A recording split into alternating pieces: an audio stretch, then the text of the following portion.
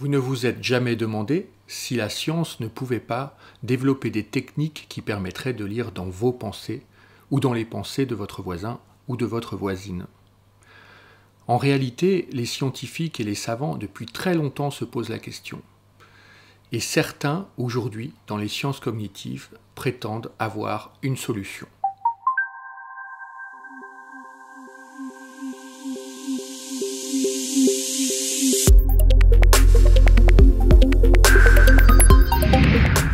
Avant d'en venir aux études récentes en tant que telles, faisons un petit retour en arrière.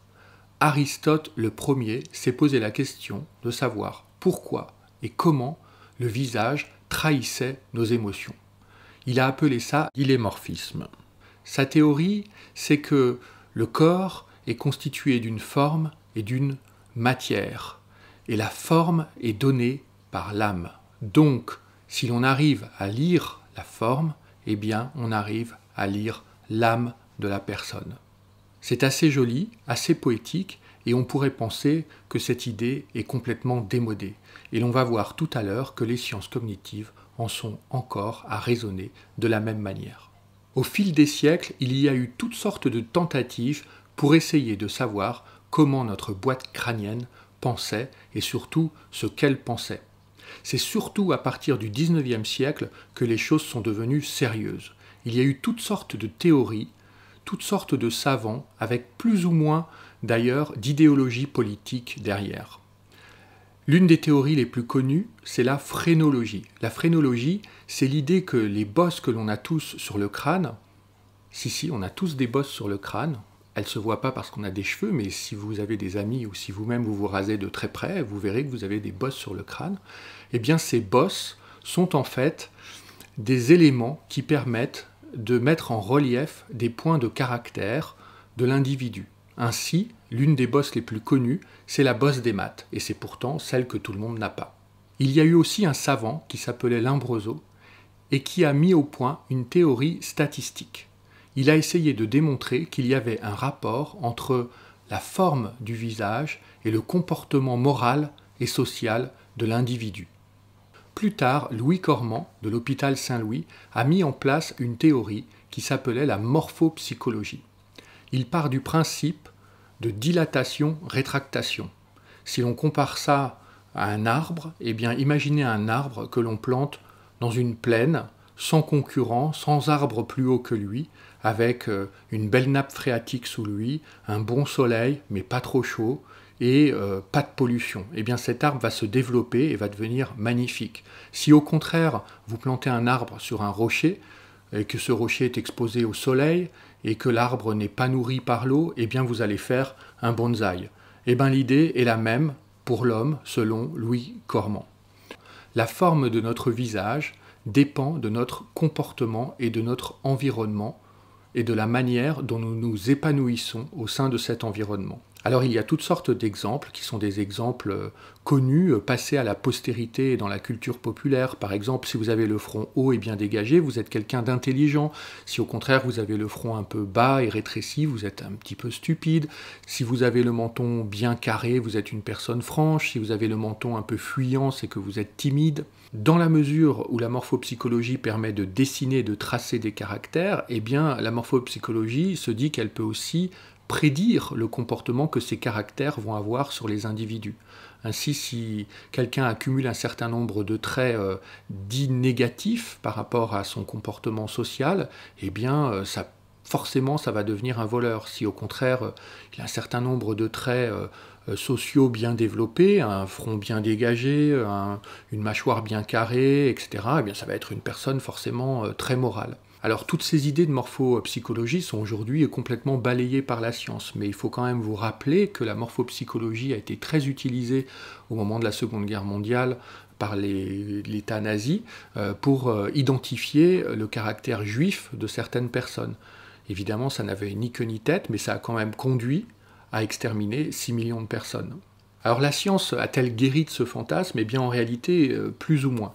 À la fin du XIXe siècle, il y a eu des exploitations intelligentes des réflexions autour de la morphologie en fait des visages. Et notamment, il y a un certain Bertillon, qui est l'inventeur de la police scientifique, qui a une idée de génie et qui a constitué en fait à établir des catégories de formes du visage pour pouvoir créer un système d'identification rapide des personnes. Eh bien, sachez que ce système est encore utilisé aujourd'hui et on appelle ça tout simplement un système qui permet de faire des portraits robots. Alors venons-en maintenant aux sciences cognitives actuelles. Eh bien, les sciences cognitives actuelles, elles postulent quelque chose qui n'est finalement pas très loin de ce que Aristote lui-même postulait. Rappelez-vous, Aristote disait « un être est composé d'une matière et d'une forme, et si on sait lire la forme, eh bien, dans ces cas-là, on saura lire la matière qui le constitue, c'est-à-dire l'âme ».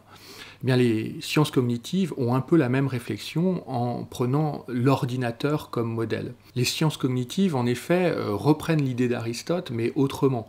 Elles postulent que le cerveau fonctionne comme un ordinateur et que notre matière grise, en fait, est un microprocesseur et qu'il est très possible et très probable qu'à un moment ou à un autre, on arrive à le hacker, à le pirater, à comprendre comment est-ce qu'il fonctionne et donc peut-être à le reprogrammer. En tout cas, il y a un chercheur qui s'appelle Alex Martinez, un chercheur américain, qui s'est demandé comment est-ce qu'on pouvait améliorer le système d'identification informatisé des personnes. Donc ça partait d'une idée de base qui n'est pas liée à la lecture de la pensée de l'autre. Son idée, c'est que si on arrive à déterminer quels sont les process mis en œuvre par le cerveau humain pour identifier une personne, on va pouvoir reproduire ces process sous forme d'algorithme et donc programmer un ordinateur pour pouvoir lui permettre d'identifier de la même manière qu'un cerveau humain le fait des personnes. Alors il est parti d'une étude qui a consisté à rassembler plus de 200 volontaires, à les prendre en photo en leur demandant de produire des expressions liées à des sentiments. Il est parti de 6 sentiments de base, comme la gaieté, la tristesse, la frayeur, etc. Et il a mélangé en fait ces différents sentiments pour en tirer une vingtaine d'autres. Et il a demandé en fait à ses cobayes d'exprimer ces différents sentiments.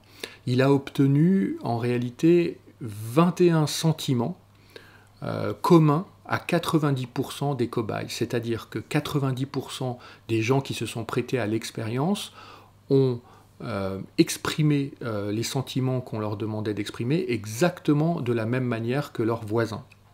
Il est donc parti du principe que si on arrivait à décomposer les éléments faciaux qui étaient mis en œuvre pour construire ces expressions, eh bien l'ordinateur pourrait à l'inverse redécomposer ces expressions et donc pouvoir identifier par lui-même quels sont les sentiments des personnes examinées.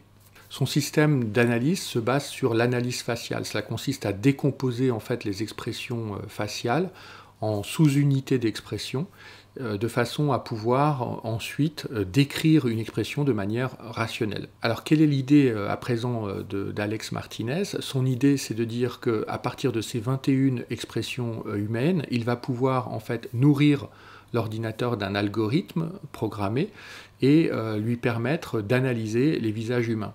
Les applications sont à la fois heureuses et un peu effrayantes. Dans les applications heureuses, il donne par exemple l'exemple d'un moteur de recherche qui serait muni d'une webcam et qui regarderait l'utilisateur.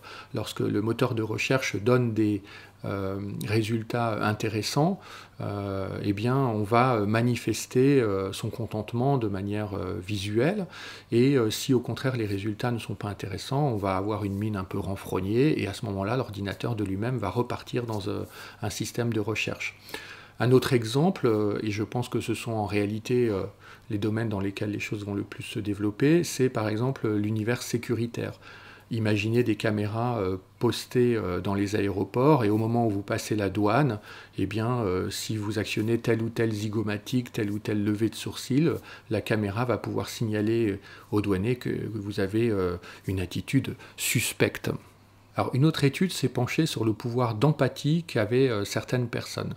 Et le résultat, c'est qu'il existe une catégorie de personnes qui a un pouvoir d'empathie, d'intelligence émotionnelle, comme on dit, très fort, très puissant et très développé, et ce pouvoir est mal utilisé. C'est-à-dire que ces personnes sont des narcissiques exploiteurs, c'est comme ça que l'étude les appelle, et que ces narcissiques exploiteurs ont la fâcheuse tendance, puisqu'ils ont une capacité d'empathie très forte et donc de compréhension des émotions de leur interlocuteur, d'exploiter les brèches de vulnérabilité de leur interlocuteur au bon moment pour pouvoir les dominer verbalement.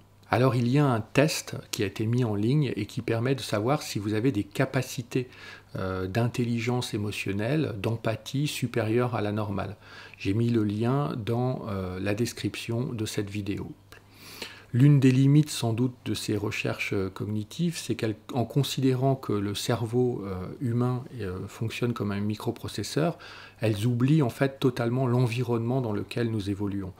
Notamment l'environnement culturel, c'est-à-dire que, y compris ces 21 expressions dont je vous parlais tout à l'heure, elles sont valables non pas de manière universelle, mais elles sont valables dans notre culture occidentale.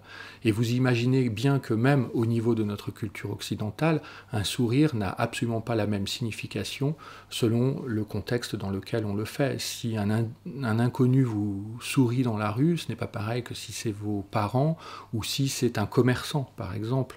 Et plus encore, jusqu'à ce jour, et heureusement, les sciences cognitives n'ont pas réussi à expliquer et à décrypter et à nous dévoiler ce que pense la Joconde.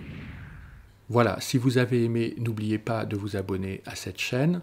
N'hésitez pas aussi à visiter notre site pabetlenet.eu dans lequel vous trouverez des sélections des meilleures vidéos, des meilleurs sites intéressants dans les domaines des arts, de la culture et des sciences. Allez, à bientôt.